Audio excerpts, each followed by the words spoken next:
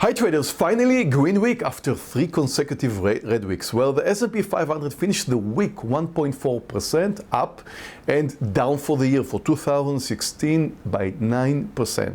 Now this weekly pullback was discussed last week. We anticipated this pullback. However, the big question is of course what comes next, or have we seen the bottom? Well, it's a big question and I'm not sure we have the answer for the short term. At least for the short term, we'll be dependent much on the quarterly reports. We are at the middle of the quarterly report periods and we're going to see some major names reporting this week like McDonald's, Boeing and 3M, and we'll have to follow these reports because it's very important. They are going to drive the market at the short term.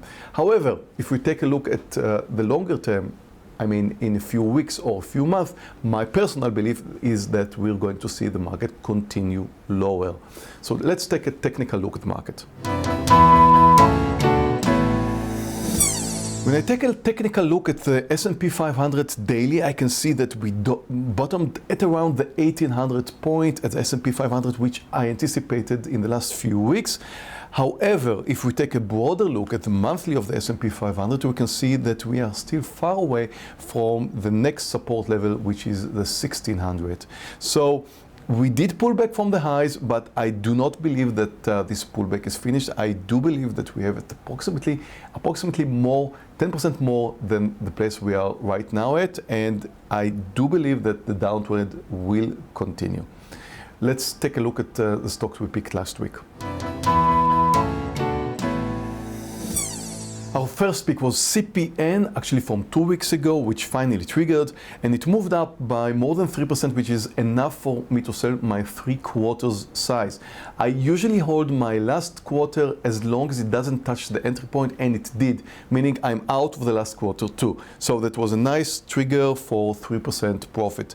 It triggered, moved over $68, however, didn't get to the 3% profit target. So the whole quantity is out by 3% loss. And it looks like the same happened with Yum. Although Yum was short, it did trigger just by a few cents, moved down a little bit, but moved back by 3%. So we have 1 winner and 2 losers. Let's take a look at next week picks.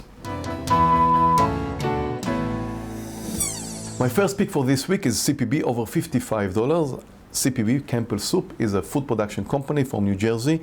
It looks great. It's holding at the highs. It was hardly influenced by the market drop in the recent few weeks. So CPP for a long over $55. My second pick for the coming week is KITE short under 48.24. Now, as you can see, KITE is holding to the lows, even though the market did pull back up.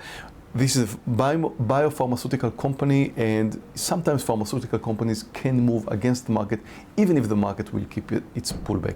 So we have 2 picks for next week. I'll see you in 2 weeks from now. I will not be here next week, and wish you a great trading week. See you in 2 weeks.